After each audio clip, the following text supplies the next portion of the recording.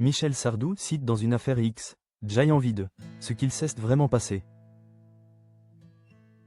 Michel Sardou, le accent aigu éternel cible entre satire de Laurent Gérard et malaise à l'Assemblée.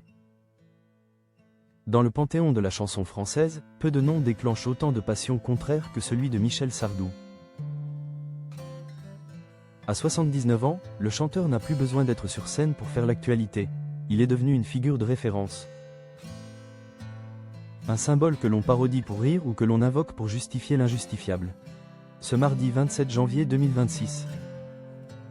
Deux séquences médiatiques diamétralement opposées ont remis l'interprète des Lacs du Connemara au centre du village médiatique, révélant les fractures d'une époque en quête de repères. Laurent Gérard est l'humour comme miroir du désabusement. C'est sur les ondes de RTL que le maître de l'imitation, Laurent Gérard, a choisi de convoquer le monstre sacré. Dans une chronique acide dont il a le secret, l'humoriste a utilisé la voix rocailleuse de Sardou. Pour commenter les tensions géopolitiques actuelles, notamment les visées américaines sur le Groenland. Avec une ironie mordante, le faux Sardou a balayé l'actualité d'un revers de main. Je m'en fous, j'aime pas les Esquimaux, a-t-il lâché, avant de s'en prendre aux futures échéances électorales et sportives. Élection, piège à con. Le foot, rien à foutre. À travers cette satire, Gérard ne se contente pas de faire rire. Il dépeint un Sardou devenu l'archétype du français bougon, désabusé par un monde qui tourne trop vite. Cette séquence, qui a immédiatement enflammé les réseaux sociaux, souligne à quel point l'image du chanteur est désormais indissociable d'une certaine forme de résistance à la modernité, qu'elle soit réelle ou fantasmée. Le malaise de l'Assemblée, quand l'influence se cache derrière l'art. Mais l'ombre de Michel Sardou plane aussi sur des lieux bien plus solennels.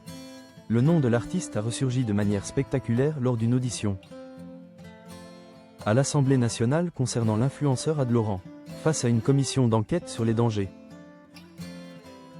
de TikTok pour les mineurs, l'ancien candidat de télé-réalité, aujourd'hui TikToker et acteur pornographique, a tenté une défense pour le moins audacieuse. Accusé de véhiculer une image dégradante des femmes et de nourrir une idéologie masculiniste. Ad Laurent a cru bon de se draper dans la culture française pour justifier ses contenus.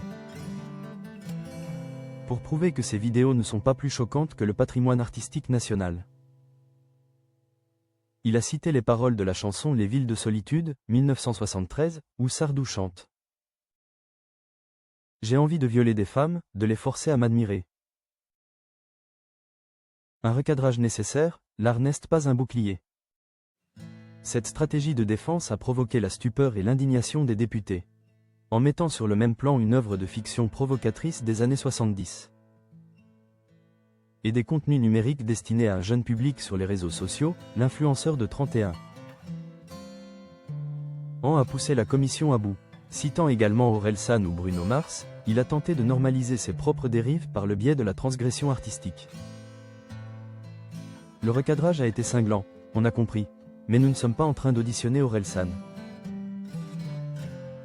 A tranché la commission, refusant que l'histoire de la chanson française serve de caution à des comportements jugés problématiques sur les plateformes numériques. Ces deux événements, bien que distincts, racontent la même chose, Michel Sardou est plus qu'un chanteur. C'est un champ de bataille culturelle. Pour Laurent Gérard, il est le véhicule d'une nostalgie comique, pour Ad Laurent. Il est un bouclier rhétorique maladroit. Au milieu de ce tumulte, l'artiste reste une référence incontournable, dont les textes continuent, 50 ans plus tard, de percuter de plein fouet les débats sur la morale, la liberté d'expression et l'évolution des mœurs. Une chose est sûre, que l'on limite ou qu'on l'incrimine, Michel Sardou n'a pas fini de faire parler de lui.